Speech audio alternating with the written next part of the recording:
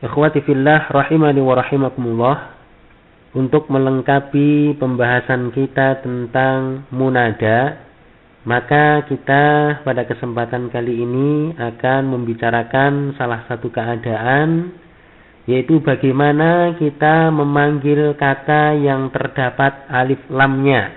Ya, kita akan membicarakan tentang suatu cara, yaitu bagaimana kita dapat memanggil kata yang terdapat alif lamnya.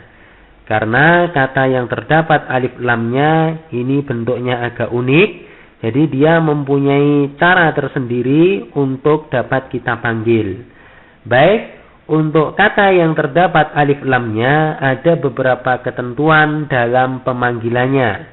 Jadi di sini ada beberapa ketentuan yang perlu kita perhatikan dan agak sedikit berbeda dengan ketentuan yang telah kita jelaskan untuk memanggil ya kata tertentu. Ya, akan tetapi kalau di sana ada kata yang ada alif lamnya, maka di sini ada cara khusus ya, khusus untuk memanggil kata tersebut.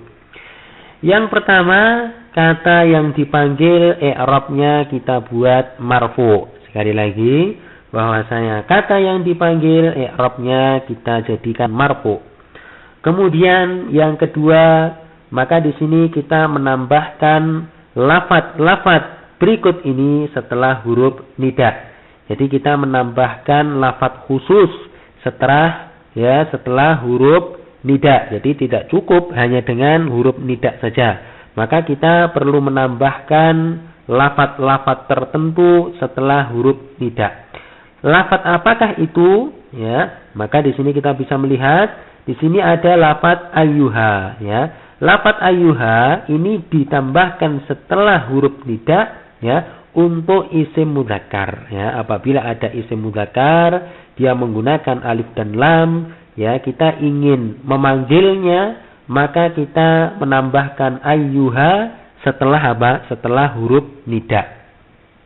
Kemudian lafaz yang kedua adalah ayyatuha. Nah, kalau ayyatuha dia ditambahkan setelah huruf nida untuk isim muannas.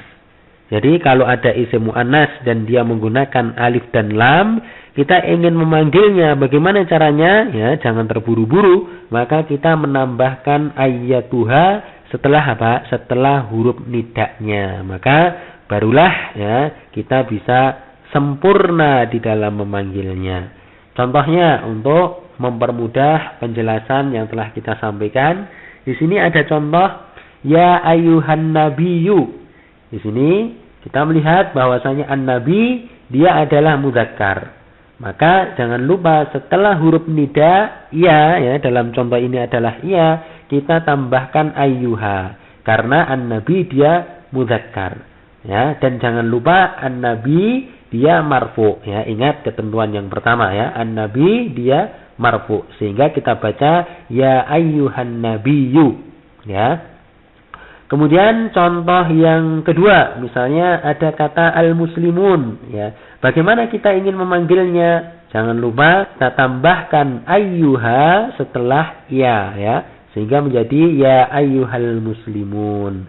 Kenapa demikian? Karena al-muslimun dia mudzakkar. Dan jangan lupa al-muslimun dia marfu. Dia marfu dengan tanda rofaknya yaitu dengan waw ya, dengan tanda rofaknya yaitu dengan waw. Karena termasuk apa? Jamak mudzakkar salim. Coba dilihat pembahasan ulang tentang apa itu jamak mudzakkar salim, apa itu isim musanna dan lain-lain ya, telah kita jelaskan pada pertemuan-pertemuan yang telah lalu. Nah, sekarang kita berpindah misalnya gimana kalau isimnya itu muannas ya, sama saja cukup mudah. Maka jangan lupa kita tambahkan ayyatuha ya, kita tambahkan ayyatuha setelah huruf nida ya. Maka di sini contohnya ya ayyatuhal mar'atu ya, ya ayyatuhal mar'atu. Al-mar'ah dia perempuan, maka kita menambahkan ayyatuha setelah apa? Setelah huruf nida ya. Jangan lupa pula al-mar'atu dia marfu ya, dia marfu. Ingat ketentuan yang pertama. Kemudian contoh yang terakhir ya, contoh yang terakhir yang kita sebutkan di sini misalnya al-muslimat. Al-muslimat jamak bentuknya ya. Ya. Maka kita tambahkan ayyatuha karena memang al-muslimah dia muannas sehingga menjadi ya ayyatuhal muslimatu.